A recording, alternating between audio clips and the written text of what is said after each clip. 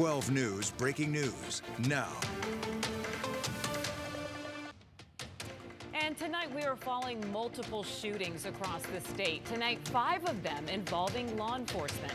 This is Sky 12 video of one of those shootings near 24th Avenue and Indian School in central Phoenix. Let's get right out to 12 News journalist Sean Rice, who's live at the scene right now. And Sean, we're learning that multiple troopers were hurt. Yeah, super somber night here for Arizona DPS. Really, there was already a somber last 24 hours with 2 of their members of Blue losing their lives up in Flagstaff. But let's get to this scene where I'm at right now. This scene has quieted down, I would say, about the last hour or so. It was one of the biggest police scenes I've seen in quite some time here in the Valley, stretching closures all the way from 22nd Avenue all the way across Interstate 17 here right along Indian School Road in West Phoenix. Mark, as you mentioned, what DPS is telling us is they were serving a warrant in this area at a trailer park near 24th Avenue and Indian School. And as they were interacting with a suspect inside a trailer park is when there was an exchange of gunfire and 1 DPS trooper was injured. They are being treated at a hospital. The suspect also injured as well. We don't know if they were struck by law enforcement gunfire. We suspect so, but that person also being treated at the hospital as well. Let's take you to some video we obtained just about an hour ago. This is taken from a woman who was inside this trailer park.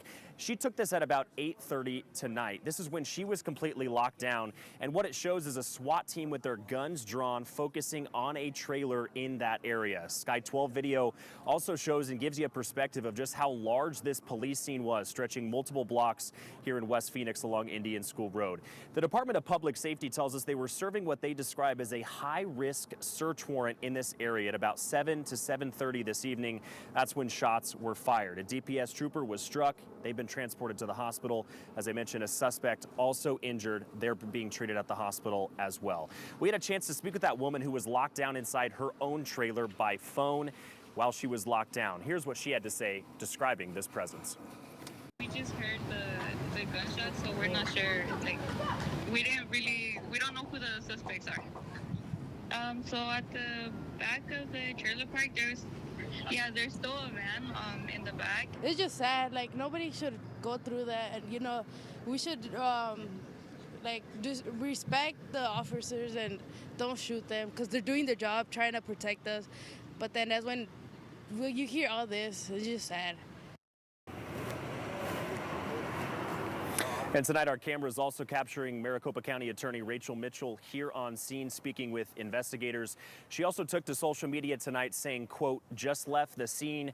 Thank God officers will survive. Those who shoot officers will be held accountable." Rachel Mitchell at a lot of these officer-involved shooting scenes. She has always shown immense support for law enforcement officers who are injured or killed in the line of duty. As I mentioned off the top, this comes at an extremely somber time for the Arizona Department of Public Safety. Last night up in Flagstaff, a trooper paramedic and a pilot both lost their lives when a DPS helicopter came crashing down. Both two people dead as they were assisting Flagstaff police in an officer-involved shooting up in that area as well. So you get a sense out here tonight of just how serious the situation is, but obviously how somber it is too, with another officer-involved shooting, another DPS trooper hurt as well. We'll send it back to you guys. All right, Sean Rice live at the scene after this officer-involved shooting tonight. We are thinking about that officer and a speedy recovery from his wounds tonight. We're following another officer shooting in Phoenix. Sky 12 over the scene near 75th Avenue in Thomas. Police say they found a woman with a warrant for a homicide investigation. The officers were able to pin the woman with their trucks. Police say they used non-lethal weapons after she refused to cooperate, but then she pulled a handgun and pointed it at the officers.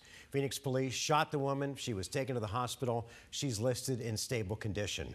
We're also following breaking news right now of a police shooting that happened in Chandler tonight near Arizona Avenue and Riggs Road. Chandler police say that no officers were hurt and there is no danger to the community, adding that one person was taken to the hospital. Investigators are expected to provide additional details sometime later tonight. And we have some more breaking news tonight. Coolidge police officers have also been involved in a shooting. We're told that a suspect has died after being shot by an officer outside the police station there. Coolidge police say that officers were originally called for a domestic disturbance.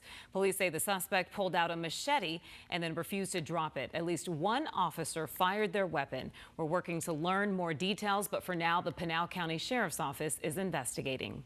Tonight, the communities of Flagstaff and Kingman remembering the lives of two DPS troopers who tragically died in a helicopter crash last night.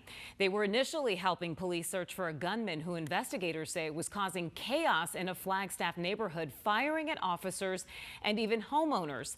12 News journalist Chase Golightly is joining us now near that neighborhood where all of this took place. Chase? It was on this street where a shootout between police and the suspect took place. People living here telling me they hid in their home for hours as dozens and dozens of gunshots rang out. The gunshots relentless. He's still shooting.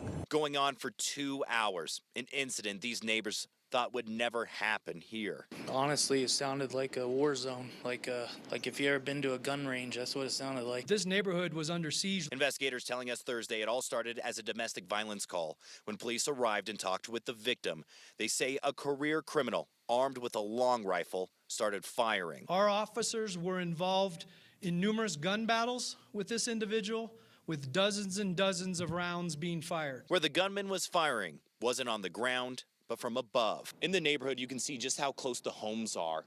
We were told by investigators that the gunman was hopping from roof to roof, firing at officers, into homes, into backyards, and at people. Just shocking to a lot of us. Then just before 10:30, they shot the suspect and took them into custody. No officers were injured, but then tragedy struck. Our city and our state have experienced a significant loss. A DPS helicopter providing air support crashed, killing the pilot and paramedic on board.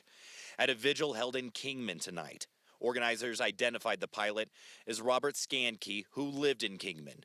The Arizona Fraternal Order of Police say he served in the United States Marine Corps and played a critical role in supporting DPS operations.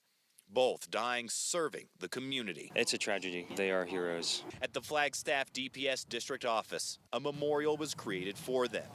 People seen bringing flowers and paying their respects for the two who gave the ultimate sacrifice. These are heroes that need to be respected. They need to be memorialized and commemorated. Our hearts are with all of those who are affected, and their sacrifices won't be forgotten. Now, those living right here could see the aftermath of that crash. It happened not too far from here, just beyond this field and right behind the train, as you can see going by. That's where the helicopter crashed. We at this time don't know what caused it to crash, but we're told that the NTSB is investigating. As far as the shooting, police have not identified the suspect. They did tell us they have more than 40 witnesses to interview, telling us this will be a very long investigation. We're live in Flagstaff tonight. Chase Golightly, 12 News. All right, Chase, thanks. The search for 84-year-old Nancy Guthrie intensifies tonight. After a ransom note deadline expired, you can imagine the frustration and utter fear this family is feeling right now because the person behind the note still has not directly reached out to the Guthrie family, something they've been pleading for.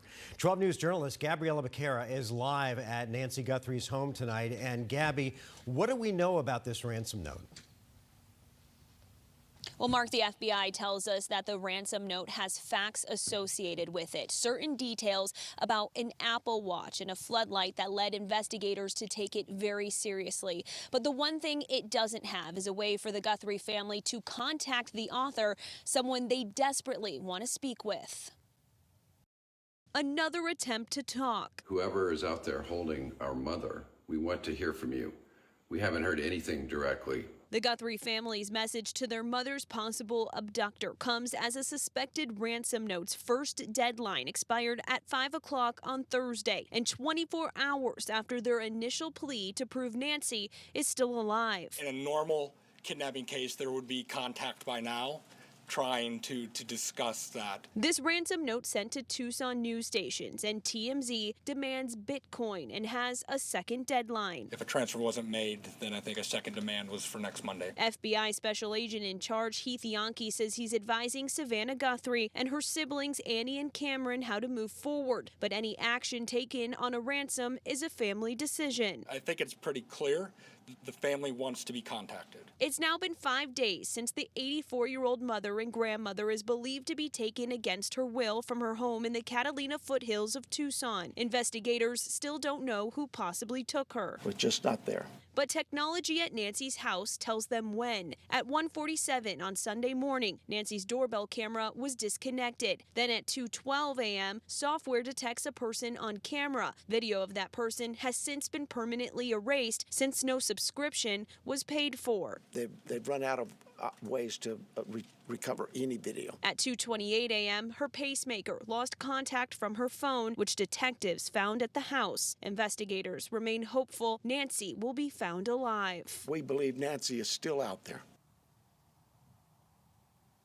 And tonight, the FBI is offering a $50,000 reward to anyone who helps bring Nancy home or leads to an arrest in this case. They're asking anyone with information, no matter how little, to reach out to them directly. Live in Tucson, Gabriela Becerra, 12 News. All right, Gabby, thank you. And developing in this case, the FBI announced this morning that Derek Colella of Los Angeles, California, was arrested for sending a text to Nancy Guthrie's family members, claiming to be the person that sent them a ransom demand in her disappearance. Colella is said to have been using a cyber website to obtain the telephone numbers for Nancy Guthrie's daughter.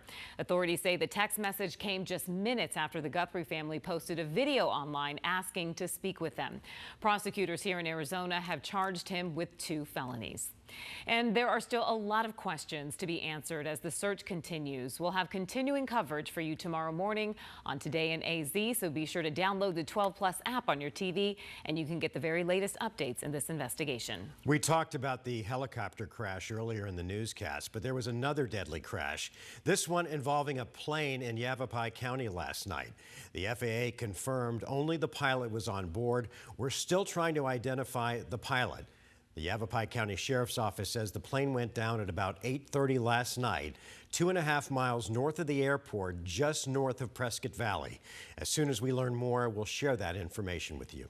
And we have an update on a story that we've been following regarding 21-year-old Isabella Comas, who was last seen on January 11th in Avondale. Police have released these new photos of their person of interest. It's her boyfriend, 39-year-old Tommy Rodriguez. Before the vehicle was discovered abandoned in Phoenix, police say that there was a large quantity of blood in the car and the front passenger seat of the car had been removed. If you have any information, contact Avondale Police. Well, a big congratulations. Many of you watched it tonight live on 12 News. Larry Fitzgerald is now going in the Hall of Fame. The longtime Arizona Cardinal will be sporting a gold jacket later this year for his induction. Cam Cox was at the NFL Awards show tonight in San Francisco. Cam, Larry Legend is headed to where he belongs, and that's the Pro Football Hall of Fame. Mark, it is exactly where he belongs. And what just an awesome Arizona sports moment tonight, because it feels so uniquely Arizona. Never a doubt. First-class person, first-class player, so it's only fitting that Larry Fitzgerald is a first ballot Pro Football Hall of Famer. And this was even more fitting. His former quarterback, who is also a Hall of Famer, Kurt Warner, making the announcement. An Iron Man with soft hands. This career Cardinal racked up the second most receiving yards all time. My man, Larry Fitzgerald. Yeah, that career Cardinal line gave me goosebumps. Simply put, one of the greatest players ever is heading to the Hall of Fame. All 17 seasons with one team. Fitz admitting he had to do some lying this past week. His mentor, former Vikings wideout Randy Moss, surprised him about a week ago with the news. But standing up on stage tonight, hearing his name and knowing that his legacy will forever be enshrined with the game's greats still does not feel real. 12 News, the only local Arizona station, one-on-one with Fitz after the announcement, says it's been a whirlwind of emotion the last few days and hours. Being around these guys, at the time we had in the room when we first got together, I got a chance to meet the class for the very first time. Like every day, it's a new emotion that comes in. You know, I saw my dad for the first time today since it's so every single day it's something new, something better. The experience gets even stronger. You know, that moment on the stage when all the Hall of Famers came up there. Lynn Swann and James Lofton and Michael. It's amazing. Guys, very few times have I ever heard Larry Fitzgerald somewhat speechless in his career. Tonight, one of those moments. Fitz will be enshrined with the Hall of Fame class of 2026, which includes Drew Brees, Luke Kuechly, Adam Vinatieri, and Roger Craig. That'll be on August 8th in Canton, Ohio. At the NFL Honors Ceremony in San Francisco, Cameron Cox, 12 Sports. Oh, and how cool that you were there for it, Cam. That's awesome. Just the start of our Super Bowl coverage from San Francisco. We'll check in with you later. Thanks. All right, temperatures remain the big story. We hit 79 today, 80s for the rest of the weekend, and a bigger cool down next week with some rain chances in my weather impact forecast. And at 10:18, let's give you a live look over downtown Phoenix from the 12 News Valley Cam. Stay right here. 12 News at 10 is coming right back.